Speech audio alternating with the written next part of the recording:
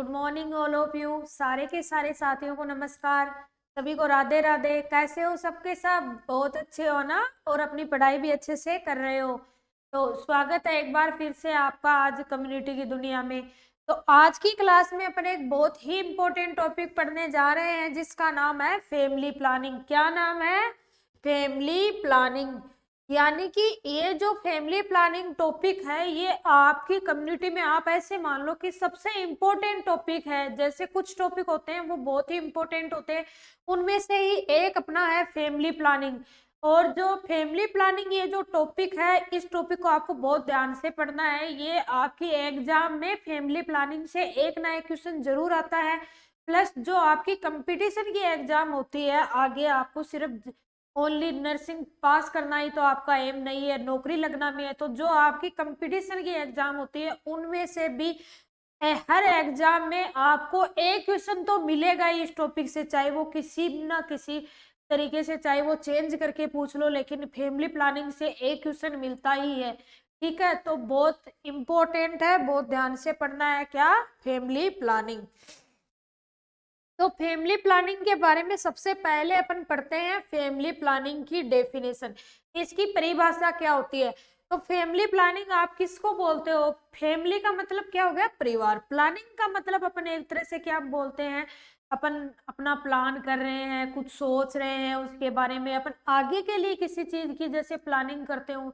ऐसे थोड़ी है यार, मैं पीछे जो मेरा गुजरा हुआ था ना उसकी मैं आज प्लानिंग कर रहा हूँ। यानी कि अपन जो प्लानिंग करते हैं वो अपने आगे के लिए, फ्यूचर के लिए प्लानिंग करते हैं। तो प्लानिंग, फैमिली प्लानिंग क्या है? Family planning means planning the size of family in a manner. Family planning क्या है कि अपनी जो फैमिली है उसकी प्लानिंग करना एक ऐसे साइज में जिसका एक पर्टिकुलर मैनर हो। ऐसे नहीं कि एक फैमिली है जिसके अंदर 20 सदस्य रह रहे हैं, बच्चे, अब जैसे एक कपल है उनके 5 बच्चे भी हो गए, 6 बच्चे भी हो गए, 10 बच्चे भी हो गए, कोई अता पता ही नहीं है, हुए जा रहे हैं। मतलब क्या है कि एक पर्टिकुलर आपको साइज की प्लानिंग करनी है कि मेरा परिवार 4 सदस्य का ही होना चाहिए, मेरा परिवार 3 सदस्य का ही होना चाहिए, हम एक बेबी करेंगे, हम 2 बेबी करेंगे। मतलब एक प्लानिंग करना, एक पर्टिकुलर साइज के अंदर अपनी फैमिली की प्लानिंग करना है, क्या है? Family planning. उसके बाद में अपन आगे पढ़ते हैं कि जो फैमिली प्लानिंग की डेफिनेशन अपन देख रहे हैं कि आपका जो WHO होता है, वर्ल्ड हेल्थ ऑर्गेनाइजेशन के अकॉर्डिंग फैमिली प्लानिंग की डेफिनेशन या फिर परिभाषा क्या है? तो फैमिली प्लानिंग की क्या है? A way of living and thinking that is family planning as adopted voluntarily upon the basis of scientific knowledge, attitude and responsible decision by individuals and couples। इसका मतलब क्या हो गया कि फैमिली प्लानिंग क्या है? ए वे ऑफ लिविंग, एक रहने का ऐसा तरीका है कि, एंड थिंकिंग, और एक सोचते हैं वो किसके बारे में? फैमिली प्लानिंग के बारे में। As adopted voluntary upon the basis of scientific knowledge, जैसा कि साइंटिफिक नॉलेज होता है, वैज्ञानिक तरीके से जो नॉलेज होता है उनके अकॉर्डिंग वो अपनी फैमिली प्लानिंग के बारे में वॉलंटरली, वॉलंटरी का मतलब होता है अपनी इच्छा से। ऐसे नहीं है आप उनके ऊपर जबरदस्ती कर रहे हो कि आप ये मेथड अपना लो, आप ये मेथड अपना लो। फैमिली प्लानिंग के अंदर क्या होता है? वो वॉलंटरली अपनाते हैं, अपनी इच्छा से अपनाते हैं। Scientific knowledge, attitude and responsible decision by individuals and couples. कि फैमिली प्लानिंग क्या है? एक लोगों की क्या है, एक साइंटिफिक तरीके से एक वो थिंकिंग करते हैं अपनी फैमिली के बारे में, और अब कौन सा मेथड अपनाएंगे वो अपनी इच्छा से उसको डिसाइड करते हैं। उनका क्या एटीट्यूड रहता है फैमिली प्लानिंग के बारे में, और एक रिस्पॉन्सिबल डिसीजन लिया जाता है उनके द्वारा, इंडिविजुअल्स के द्वारा या फिर कपल्स के द्वारा, in order to promote to health and welfare of the family groups. किसके लिए? जो उनका जो फैमिली ग्रुप होता है, जैसे उनकी जो फैमिली होता है उसकी हेल्थ के लिए, और उनकी है ना जो अच्छे से वो हंसी खुशी रह सकते हैं, उनके लिए वो क्या एक डिसीजन लेते हैं। अगर बहुत से परिवार के अंदर एक कपल के अगर 5 बच्चे हैं तो वो क्या इनकी हर हेल्थ का भी ध्यान भी नहीं रख पाते इतने अच्छे से।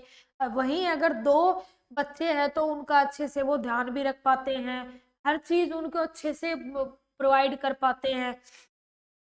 and thus contributes effectively to the social and economic development of a country।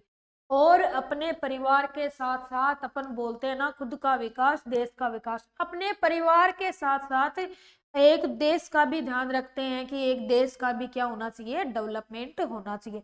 तो फैमिली प्लानिंग की अगर अपन सिंपल डेफिनेशन की बात करें तो फैमिली प्लानिंग क्या है, एक वे ऑफ लिविंग, एक रहने का ऐसा तरीका है कि वो अपनी फैमिली प्लानिंग के बारे में थिंकिंग यानी कि फैमिली प्लानिंग के बारे में सोचते हैं, वॉलंटरली कोई मेथड अपनाते हैं कि हमें ये मेथड अपनाना है। उनका क्या एटीट्यूड रहता है फैमिली प्लानिंग के बारे में, और एक रिस्पॉन्सिबल डिसीजन लेते हैं, चाहे वो आपका कपल हो चाहे वो इंडिविजुअल है, कि मेरे को मेरी फैमिली के अंदर इतने सदस्य रखने हैं, इतने सदस्यों का मैं अच्छे से क्या है हेल्थ का भी ध्यान रख सकता हूँ और उनको अच्छे से उनका लालन पालन भी कर सकता हूँ। तो उसके लिए ही क्या करते हैं लोग, फैमिली प्लानिंग। उसके बाद में अपन देखते हैं फैमिली प्लानिंग के ऑब्जेक्टिव, कि फैमिली प्लानिंग जो है उसके ऑब्जेक्टिव क्या क्या है। तो फैमिली प्लानिंग के मेन ये ऑब्जेक्टिव है टू अवॉइड अनवांटेड बर्थ, कि जो जन्म आप चाह नहीं, मतलब अनवांटेड यानी कि जिसकी इच्छा नहीं है आपकी, है आपको ऐसे लग रहा है कि भाई हमें अभी 2 साल तक कोई बेबी नहीं चाहिए।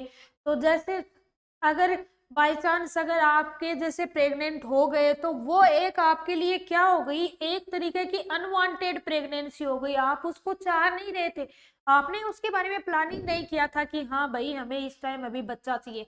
तो आप क्या है, एक तो टू अवॉइड अनवांटेड बर्थ, की ऐसे आपकी बिना चाहे कोई बर्थ नहीं हो, अनवांटेड जो बर्थ होते हैं उनको अवॉइड करने के लिए होती है फैमिली प्लानिंग। दूसरा, to bring about wanted birth, की आपकी जब इच्छा हो आप क्या कर सकते हो, जन्म दे सकते हो। वो करने के लिए क्या, to bring about wanted birth, wanted birth के लिए फैमिली प्लानिंग करते हैं, कि जब तक आप कोई भी फैमिली प्लानिंग मेथड काम में ले रहे हो तब तक आपको कोई अनवांटेड बर्थ भी, कोई आपकी अनवांटेड प्रेगनेंसी नहीं होगी। और जब आपने उस जो आपका फैमिली प्लानिंग मेथड जो अपना रहे थे, आपने उस मेथड को अगर स्किप कर दिया, अगर रोक दिया, तो क्या है फिर आप जब चाहो तब क्या कर सकते हो, वांटेड प्रेगनेंसी कर सकते हो।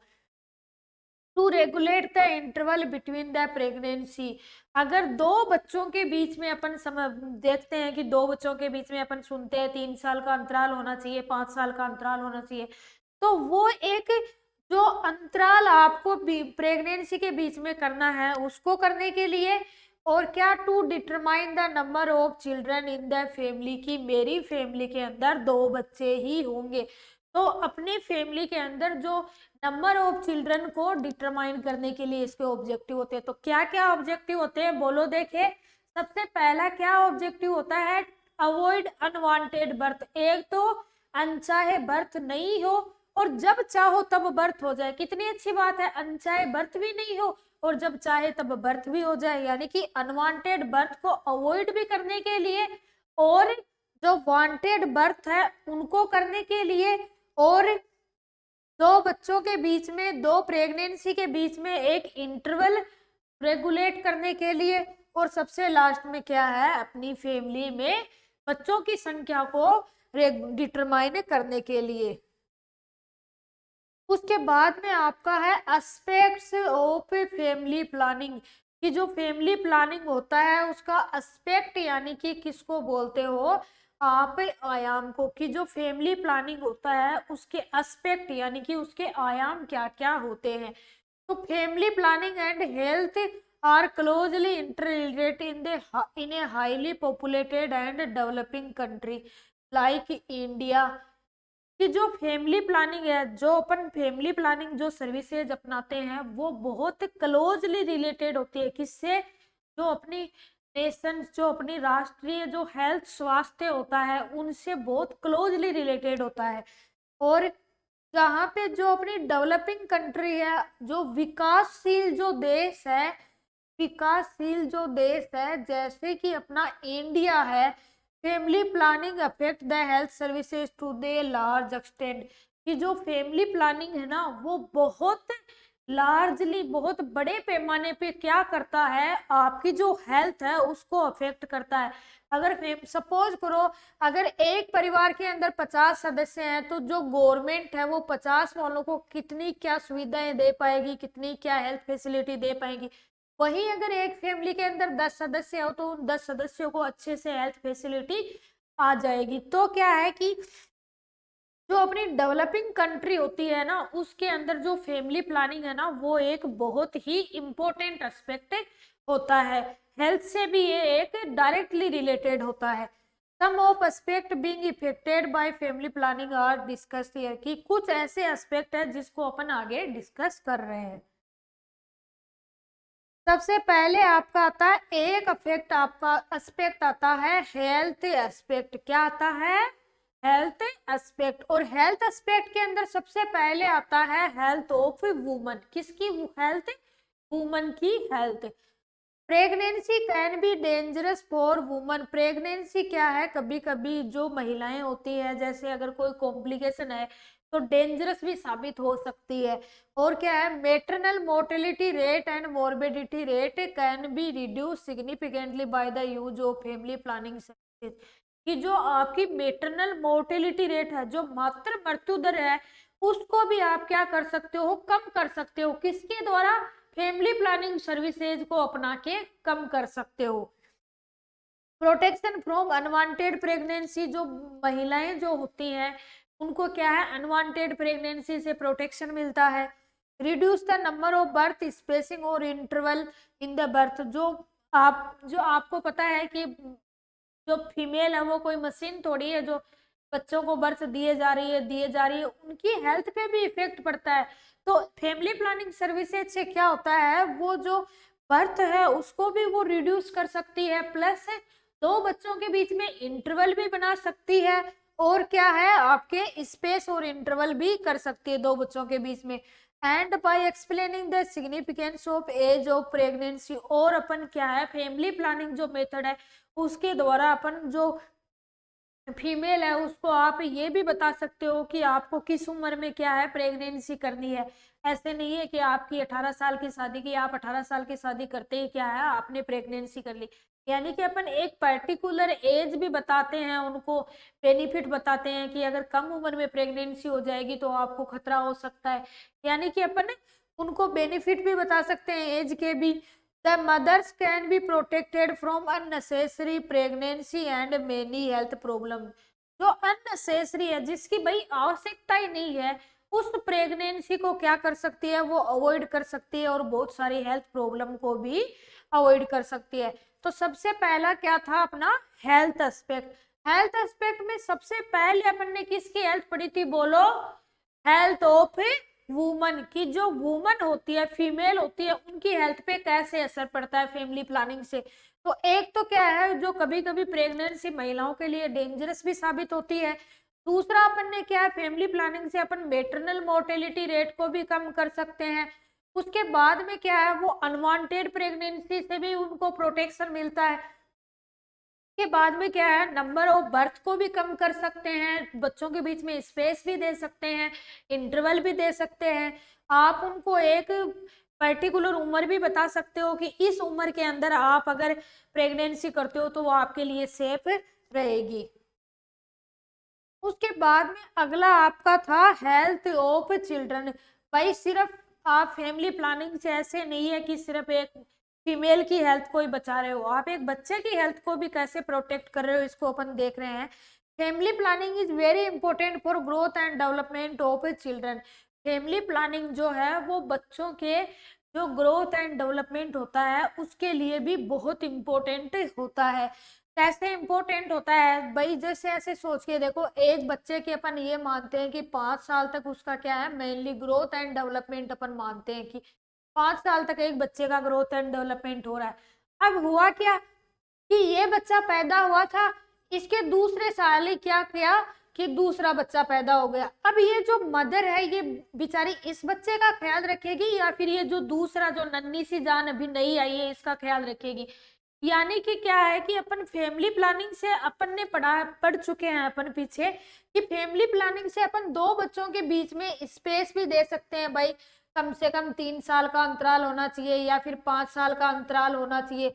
तो उस अंतराल से क्या है, ये इस बच्चे की अच्छे से केयर कर सकेगी, इस बच्चे को अच्छे से न्यूट्रिशन दे सकेगी, अच्छे से इसका ध्यान रख सकेगी, ताकि 5 साल तक जब तक इसका ग्रोथ एंड डेवलपमेंट हो फाइनली हो जाता है, थोड़ा बहुत रहता है। 5 साल के बाद में क्या है, बच्चे को क्या है, इतनी जल्दी हेल्थ की कोई प्रॉब्लम भी नहीं होती है। 5 साल तक इसका ग्रोथ एंड डेवलपमेंट ज्यादा होता है, तो इसका वो अच्छे से ध्यान रख सकती है दूसरे बच्चे में स्पेस लाके।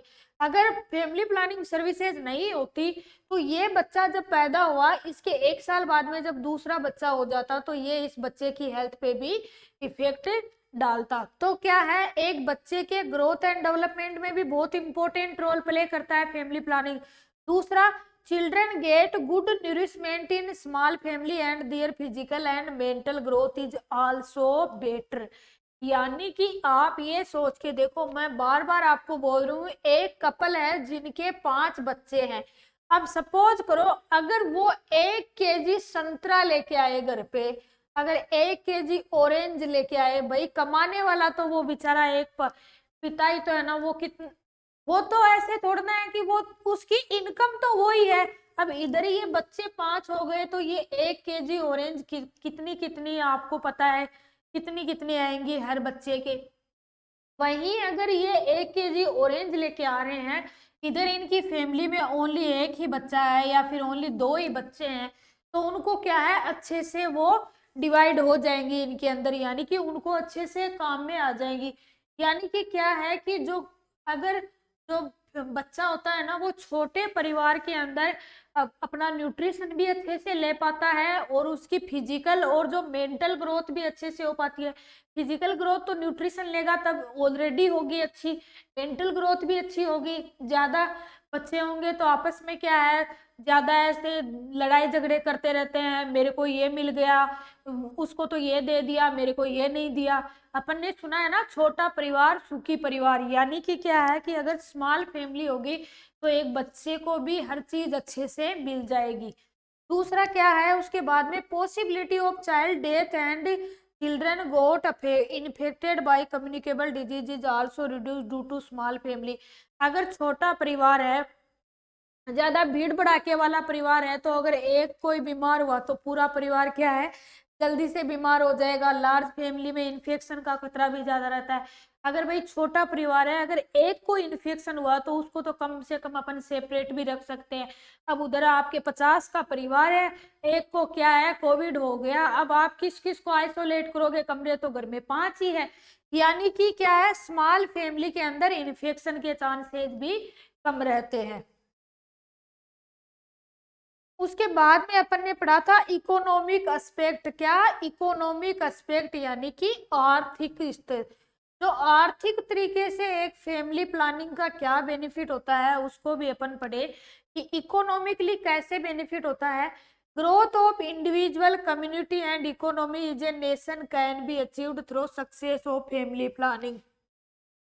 मैं आपको बता चुकी हूँ कि जो ग्रोथ एंड एक नेशन हो, आपका एक जो नेशन यानी कि एक राष्ट्र होता है, एक परिवार होता है, उसकी क्या है, जो ग्रोथ एंड जो डेवलपमेंट होता है वो किसके ऊपर निर्भर करता है, आपकी इकोनॉमी पर निर्भर करता है। और आपकी इकोनॉमी किसके ऊपर निर्भर करती है, आपके परिवार के ऊपर निर्भर करती है। अगर सपोज करो एक परिवार में 5 बच्चे हैं, उनकी एजुकेशन का कितना खर्चा लगेगा। अगर वही एक परिवार में 2 बच्चे हैं तो उनकी एजुकेशन का कम खर्चा लगेगा, तो वो क्या है, अपने बच्चे को अच्छे से एजुकेशन भी दे पाते हैं। और जो गवर्नमेंट है वो भी क्या है, एक छोटे परिवार को क्या है, अच्छे से सुख सुविधाएं भी दे पाती है। अगर आजकल अपन बोलते हैं वैकेंसी निकलती नहीं है, निकलती नहीं है, भाई वैकेंसी निकलती है, लेकिन गवर्नमेंट क्या कर सकती है भाई, पॉपुलेशन ही इतनी है, वहां पे पोस्ट निकलती है 500 के ऊपर और वहां पे फॉर्म भरे जाते हैं 5 लाख। अब लगने तो ये 500 ही है, गवर्नमेंट तो ये 500 को ही जॉब दे सकती है, लेकिन इधर 5 लाख की भीड़ भीड़ भरी पड़ी है। तो यानी कि क्या है कि जो छोटी फैमिली होती है, स्मॉल फैमिली का एक जो आपकी राष्ट्र होती है उसकी इनकम पे भी क्या है बहुत ही असर पड़ता है। उसके बाद में क्या है, philosophy of less children happy man, की कम बच्चे और हैप्पी इंसान। उसके बाद में small family is essential for growth in employment, consumption rate per capita income and total national income, की आपकी जो फैमिली प्लानिंग जो सर्विसेज है वो किसके लिए जरूरी होती है, ग्रोथ इन एम्प्लॉयमेंट। मैं बता चुकी हूँ आपको, एम्प्लॉयमेंट यानी कि जो रोजगार के साधन है उसको बढ़ावा मिले, उसके लिए भी जरूरी होती है आपकी फैमिली प्लानिंग सर्विसेज। और पर कैपिटा इनकम की यानी कि पर प्रति व्यक्ति आय कितनी है उसके लिए भी जरूरी होती है, और टोटल नेशनल इनकम के लिए भी जरूरी होती है क्या, फैमिली प्लानिंग। उसके बाद में लास्ट में अपना है सोशल एस्पेक्ट। भाई सोशल एस्पेक्ट क्या है, आपने हेल्थ एस्पेक्ट पढ़ लिया, इकोनॉमिक एस्पेक्ट भी पढ़ लिया, अब इसका कुछ सोशल एस्पेक्ट यानी कि जो सामाजिक एस्पेक्ट क्या है, family planning at the concept of small family norms make the social structure of society progressive. और क्या है कि जो फैमिली प्लानिंग जो होती है वो आपके सोसाइटी की, भाई अगर सोसाइटी क्या होती है, बहुत सारी फैमिली मिलके एक सोसाइटी का निर्माण करते हैं, तो अगर इस फैमिली का डेवलपमेंट अच्छे होगा तो अ, अपने आप ही इस सोसाइटी का डेवलपमेंट तो अच्छा होगा ही होगा। तो क्या है, फैमिली प्लानिंग क्या है, एक सोसाइटी के डेवलपमेंट के लिए भी बहुत जरूरी होता है। उसके बाद में good education, good standard of living and proper nutrition become the basis of good society and strong citizens, यानी कि गुड एजुकेशन, अच्छी शिक्षा, अच्छा स्टैंडर्ड ऑफ लिविंग, अच्छा रहन सहन का तरीका, और आपका अच्छा न्यूट्रिशन क्या करता है, एक अच्छी सोसाइटी का निर्माण करता है। Marital relationship become more stable and mental health also improve, कि जो मैरिटल जो रिलेशनशिप होते हैं ना वो भी स्ट्रॉन्ग बनते हैं फैमिली प्लानिंग से, और मेंटल हेल्थ भी क्या होती है, इम्प्रूव होती है। मैरिटल स्टेटस कैसे मजबूत बनते हैं, जैसे कि अगर कम बच्चे हैं तो उनको टाइम स्पेंड करने के लिए भी टाइम मिल जाता है, जो कपल होते हैं उनको एक जैसे फैमिली प्लानिंग सर्विसेज अपनाते हैं, तो उधर तो क्या है, टाइम ही नहीं है, बस बच्चे पैदा किए जा रहे हैं किए जा रहे हैं, उनमें ही फुर्सत नहीं है, तो अपन जो एक कपल होता है वो कैसे हैप्पीली मैरिड लाइफ जी सकता है। तो क्या है, ये जो आपके मैरिटल रिलेशन होते हैं उनको भी अच्छा बनाने में फैमिली प्लानिंग का बहुत बड़ा योगदान होता है। तो आज की क्लास में अपन ने फैमिली प्लानिंग के बारे में क्या क्या पढ़ा था, अपन ने सबसे पहले देखा था कि फैमिली प्लानिंग क्या होती है, फैमिली प्लानिंग की सबसे पहले अपन ने देखी थी डेफिनेशन क्या होती है, फैमिली प्लानिंग का मतलब क्या होता है, इसका मतलब ये है कि एक फैमिली को एक मैनेजेबल साइज के अंदर क्या करना, मेंटेन करना।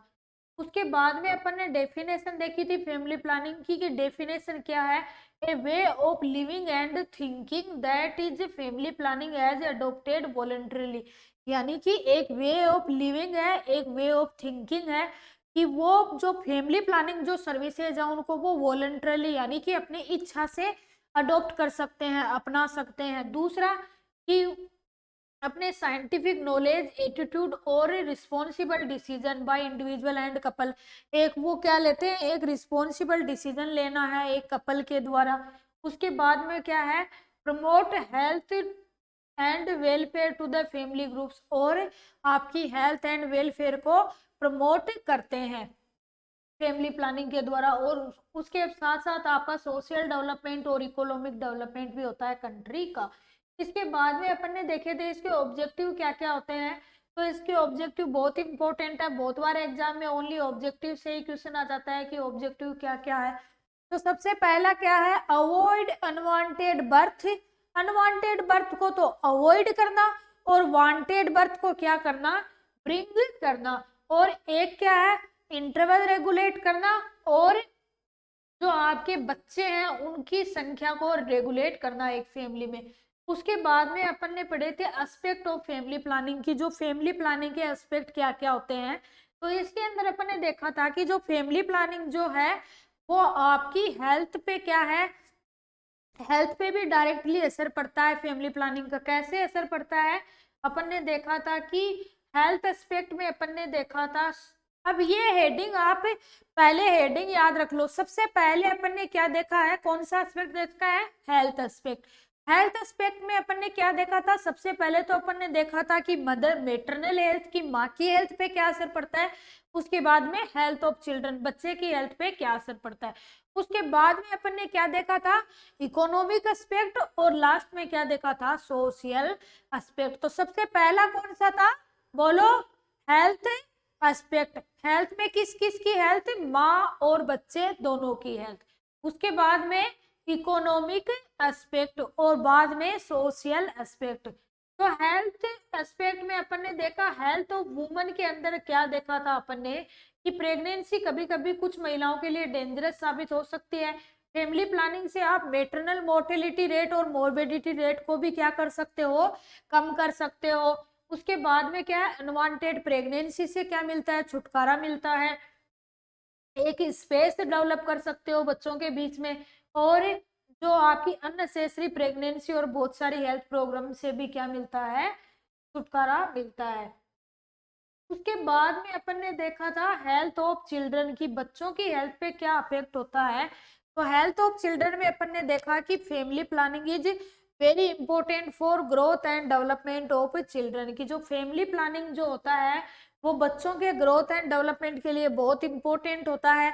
और बच्चे क्या है, स्मॉल फैमिली के अंदर उनकी अच्छा न्यूट्रिशन भी मिल जाता है उनको, और उनकी ग्रोथ एंड डेवलपमेंट भी क्या होती है, अच्छी होती है।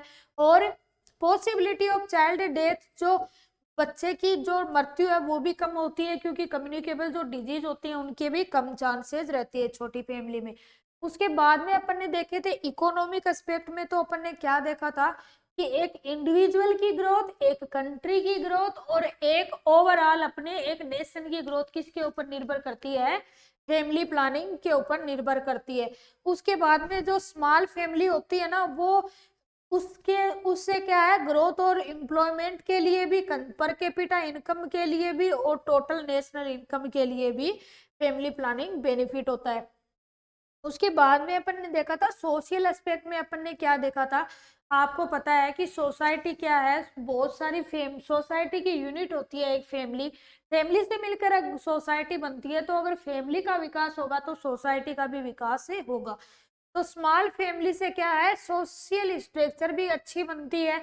एक गुड एजुकेशन से, एक गुड स्टैंडर्ड ऑफ लिविंग से और प्रॉपर न्यूट्रिशन से क्या है, जो सोसाइटी है वो भी गुड बनेगी, और मैरिटल जो आपके रिलेशनशिप है वो भी अच्छे बनेंगे। तो एक अपन छोटा सा टॉपिक और पढ़ लेते हैं इस क्लास के अंदर। एक टॉपिक और पढ़ लेते हैं अपन, फैमिली प्लानिंग के बाद में अपना टॉपिक आएगा कॉन्ट्रासेप्टिव।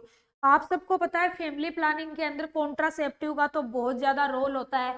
तो अपन फैमिली प्लानिंग किससे करते हैं, जो कॉन्ट्रासेप्टिव मेथड से करते हैं। तो अपन थोड़ा सा कॉन्ट्रासेप्टिव मेथड के बारे में देख लेते हैं कि कॉन्ट्रासेप्टिव जो मेथड होते हैं वो क्या होते हैं। तो ये देखो आपके क्या है, अपन आज की क्लास में अपन इसमें क्या पढ़ रहे हैं, कॉन्ट्रासेप्टिव मेथड। कॉन्ट्रासेप्टिव मेथड के बारे में अपन पढ़ने जा रहे हैं। बहुत ही इंपॉर्टेंट टॉपिक है, फैमिली प्लानिंग के अंदर आता है कॉन्ट्रासेप्टिव। और मेनली फैमिली प्लानिंग के अंदर जो अपन ने पहले जो अपन पढ़ चुके हैं वो इतना नहीं आता है। हाँ, आपकी जो एकेडमिक एग्जाम होती है उनके अंदर आता है, लेकिन जो आपके कंपटीशन की एग्जाम होती है उसके अंदर कॉन्ट्रासेप्टिव से हर एग्जाम में एक क्वेश्चन आएगा ही आएगा। तो बहुत ही ध्यान से आपको ये टॉपिक पढ़ना है। तो कॉन्ट्रासेप्टिव मेथड के बारे में अपन पढ़ रहे हैं।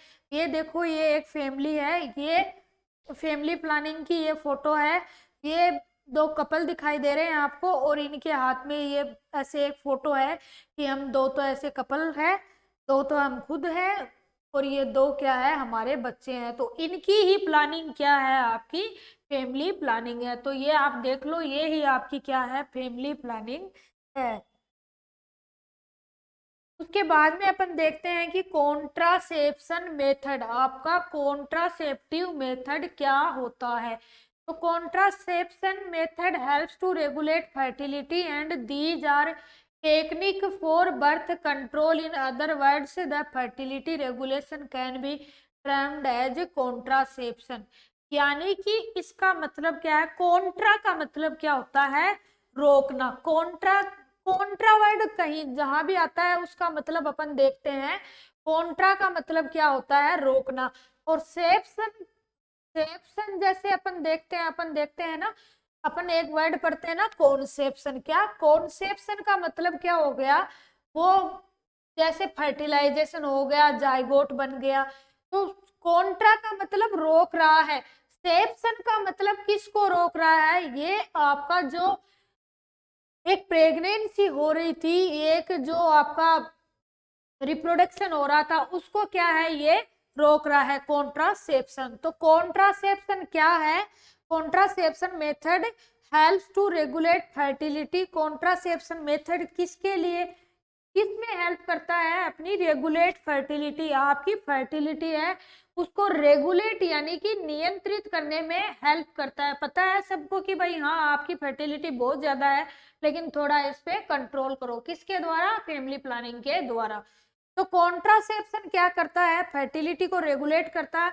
And these are technique for birth control. और कॉन्ट्रासेप्शन मेनली किसके लिए काम में ली जाती है, आप सबको पता है, इसके लिए, बर्थ कंट्रोल यानी कि जन्म दर जो होती है उसको रोकने के लिए, थोड़ी कंट्रोल करने के लिए काम में ली जाती है। Other words the fertility regulation can be termed as contraception. इसका मतलब क्या है, कॉन्ट्रासेप्शन आप किसको बोलते हो, ए ड्रग डिवाइस और practice use to prevent a woman from becoming pregnant. Man जो आपकी कॉन्ट्रासेप्शन की डेफिनेशन यही होती है कि कॉन्ट्रासेप्शन आप किसको बोलते हो, ए ड्रग, या तो कोई ड्रग हो, आपकी कोई टेबलेट हो, कोई पिल्स हो, या तो कोई ड्रग है, या फिर क्या है, या फिर कोई डिवाइस है, आपने आप कोई डिवाइस यूज कर रहे हो, या फिर क्या है, आप कोई ऐसी प्रैक्टिस को काम में ले रहे हो जिससे क्या है, एक वुमन है वो प्रेग्नेंट होने से बच रही है। क्या, कैसे, चाहे आप कोई ड्रग्स ले लो, आप कोई डिवाइस ले लो, चाहे कोई भी आपकी ऐसी प्रैक्टिस हो, ऐसी सारी की सारी ड्रग डिवाइस से प्रैक्टिस, सारी की सारी कॉन्ट्रासेप्शन से आपके अंदर आती है, जो कि क्या करती है, एक फीमेल को प्रेग्नेंट होने से बचाती है। वो सब क्या किसके अंदर आती है, आपकी कॉन्ट्रासेप्शन के अंदर आती है। Birth control also known as contraception and fertility control, it is a method or device used to prevent pregnancy। और बर्थ कंट्रोल को एक जो आपका अपन बोलते हैं ना बर्थ कंट्रोल, तो बर्थ कंट्रोल ही क्या होता है, आपका कॉन्ट्रासेप्शन होता है। उसके बाद में अपन देखते हैं कि जो आपकी कॉन्ट्रासेप्टिव होती है उसकी डेफिनेशन क्या होती है। तो डेफिनेशन क्या होती है, contraceptive methods are preventive method which help a woman to avoid unwanted pregnancy result from coitus. Contraception क्या है कि कॉन्ट्रासेप्शन एक ऐसा मेथड है, एक ऐसा तरीका है जो एक, या फिर आपका एक प्रिवेंटिव मेथड मान लो, प्रिवेंटिव मेथड है जो कि एक वुमन को हेल्प करता है किसके अंदर, अनवांटेड प्रेगनेंसी फ्रॉम कोइटस। जो आपका कोइटस होता है उसके अंदर कभी कभार आपको अगर अनवांटेड प्रेगनेंसी हो सकती है, तो उससे क्या करता है, आपको जो कॉन्ट्रासेप्शन है वो क्या करता है, अवॉइड करता है। तो कॉन्ट्रासेप्शन की डेफिनेशन आपको अच्छे से समझ में आ गई होगी। उसके बाद में अपन ये पढ़ते हैं, और ये इधर अपन क्या है, प्राइम जो अपन प्रिवेंशन है वो आप प्रिवेंशन पढ़ चुके हो, लेवल ऑफ प्रिवेंशन आप अच्छे से पढ़ चुके हो। तो मैं आपसे एक क्वेश्चन पूछती हूँ, जैसे सोच के देखो कि जो आपका कॉन्ट्रासेप्टिव मेथड है वो कौन से लेवल ऑफ प्रिवेंशन के अंदर आते हैं। आपके ऑप्शन है, फर्स्ट ऑप्शन है प्रीमोडियल प्रिवेंशन, सेकंड आपका है प्राइमरी प्रिवेंशन, और थर्ड आपका है सेकेंडरी प्रिवेंशन, और फोर्थ आंसर आपका है टर्सरी प्रिवेंशन।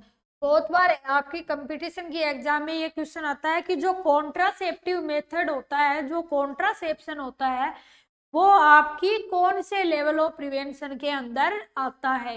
कभी क्या होता है, डायरेक्ट कॉन्ट्रासेप्टिव मेथड नाम दे देते हैं, कभी किसी जो कॉन्ट्रासेप्टिव जो है, जैसे किसी चीज के बारे में, किसी ड्रग के बारे में, या फिर किसी जो मेथड के बारे में नाम लिख के आपको पूछ लेंगे कि ये कौन से प्रिवेंशन के अंदर आता है। तो बोलो, देखिए प्रिवेंशन मैं आपको पढ़ा चुकी हूँ, तो कौन से प्रिवेंशन में आता है ये, तो अपन ने पढ़ा था कि जो अपना प्राइमरी प्रिवेंशन होता है उसके अंदर क्या होती है, अपन कोई चीज होने से पहले प्रिवेंट करते हैं। पहले प्रिवेंट प्रीमोडियल में भी करते हैं और प्राइमरी में भी करते हैं, लेकिन प्रीमोडियल में क्या करते हैं, अपन सिर्फ भाषण देते हैं, एक्शन कुछ नहीं करते हैं, अपन सिर्फ एजुकेट करते हैं। और ये जो आपका प्राइमरी होता है, इसके अंदर अपन क्या है, कुछ जो है वो एक्शन करते हैं अपन। तो कॉन्ट्रासेप्शन है, ये भी अपनी क्या है, एक एक्टिविटी ही है, अपन एक एक्टिविटी कर रहे हैं। तो कॉन्ट्रासेप्शन आपको याद रखना है कौन से लेवल ऑफ प्रिवेंशन के अंदर आता है, प्राइमरी लेवल ऑफ प्रिवेंशन के अंदर आता है। उसके बाद में अपन देख रहे हैं criteria for an ideal contraception, कि जो ऐसे क्या क्राइटेरिया है जो आपके एक आइडियल कॉन्ट्रासेप्शन के लिए जरूरी होते हैं। यानी कि आइडियल यानी कि एक आपका आदर्श कॉन्ट्रासेप्शन बनने के लिए ऐसा क्या है, जो ऐसा कौन से क्राइटेरिया है कि वो कॉन्ट्रासेप्टिव मेथड आपका एक आदर्श कॉन्ट्रासेप्टिव मेथड बन जाए। यानी कि एक आदर्श कॉन्ट्रासेप्टिव बनने के लिए क्या क्या क्राइटेरिया होते हैं। तो सबसे पहला तो क्या है, सेफ। सबसे पहला तो क्या है, वो सेफ होना चाहिए। सेफ टू द यूजर, जो उसको यूज में ले रहे हैं उनके लिए वो क्या होना चाहिए, सेफ होना चाहिए। Not causing any side effect, कोई भी साइड इफेक्ट नहीं होना चाहिए उसका।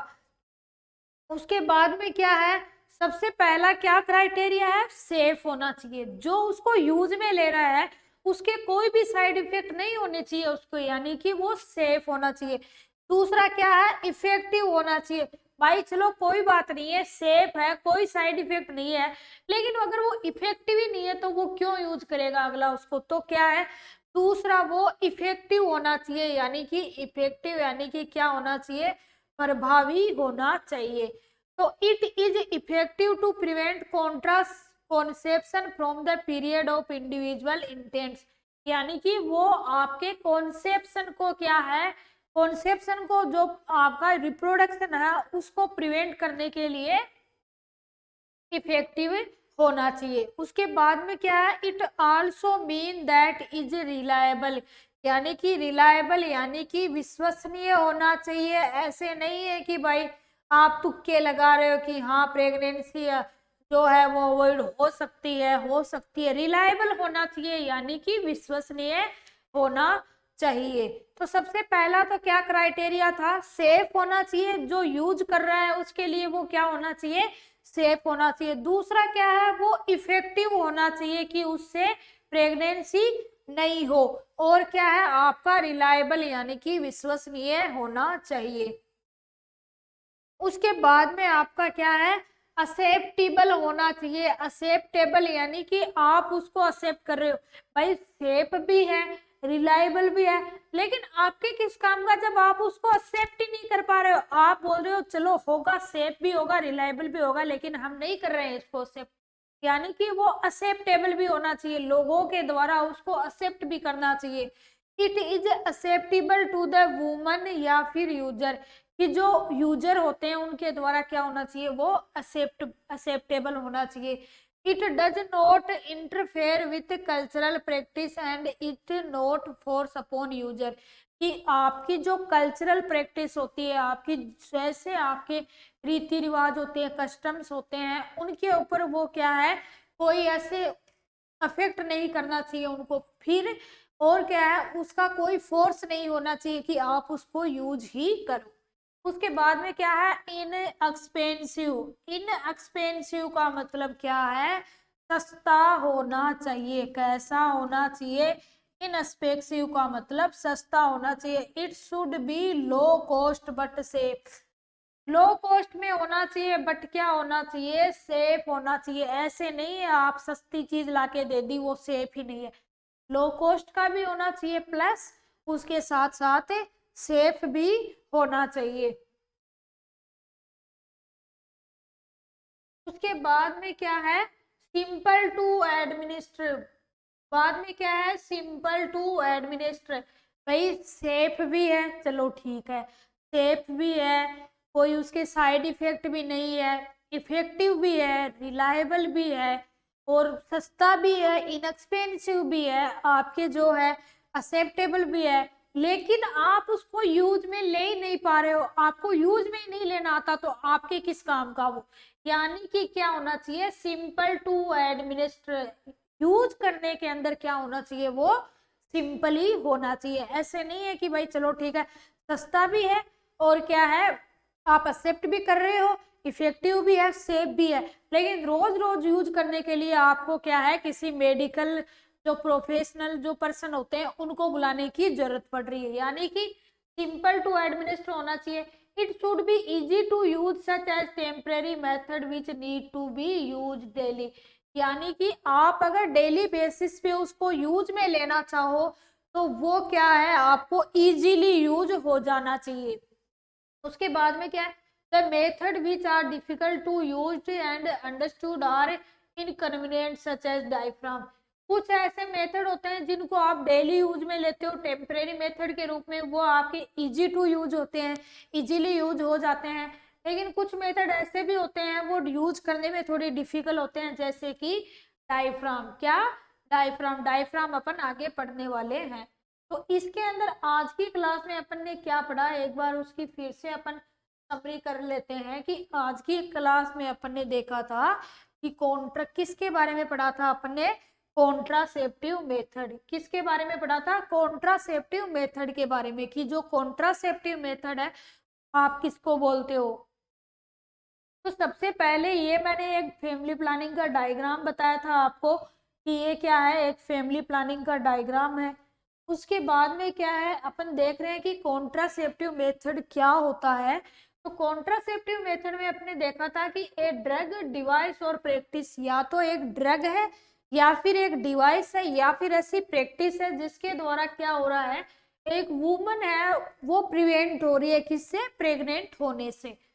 के बाद में क्या है? बर्थ कंट्रोल को भी आप क्या बोलते हो? कॉन्ट्रासेप्शन ही बोलते हो। इसकी डेफिनेशन क्या होगी कि contraceptive method are preventive method which help a woman to avoid unwanted pregnancy. Contraceptive method क्या होते हैं कि वो क्या करते हैं, एक वुमन को, एक प्रिवेंटिव मेथड है और वो एक वुमन को क्या करते हैं, हेल्प करते हैं किसके अंदर? अनवांटेड प्रेगनेंसी से प्रिवेंट होने में। उसके बाद में अपन ने पढ़े थे क्या? Criteria for an ideal contraception, कि जो एक आइडियल कॉन्ट्रासेप्शन होता है उसके क्या क्या क्राइटेरिया होते हैं। ऐसे क्या क्राइटेरिया होंगे जिसकी वजह से आप ये मानोगी कि ये एक क्या है? आइडियल कॉन्ट्रासेप्शन, ये एक आइडियल है। यानी कि सबसे पहला क्राइटेरिया क्या है? वो सेफ होना चाहिए। कैसा होना चाहिए? सेफ होना चाहिए। Safe to user, not causing any side effect, कोई भी साइड इफेक्ट नहीं होना चाहिए उसका। दूसरा क्या है? भाई साइड इफेक्ट नहीं है चलो कोई बात नहीं है, लेकिन अगर वो इफेक्टिव ही नहीं है तो वो किस काम का? दूसरा क्या है? वो इफेक्टिव होना चाहिए और आपके रिलायबल होना चाहिए। तो सबसे पहला तो क्या है बोलो, देखिए, अरे बोलो साथ में, सबसे पहला क्या है? सेफ होना चाहिए। कैसे होना चाहिए?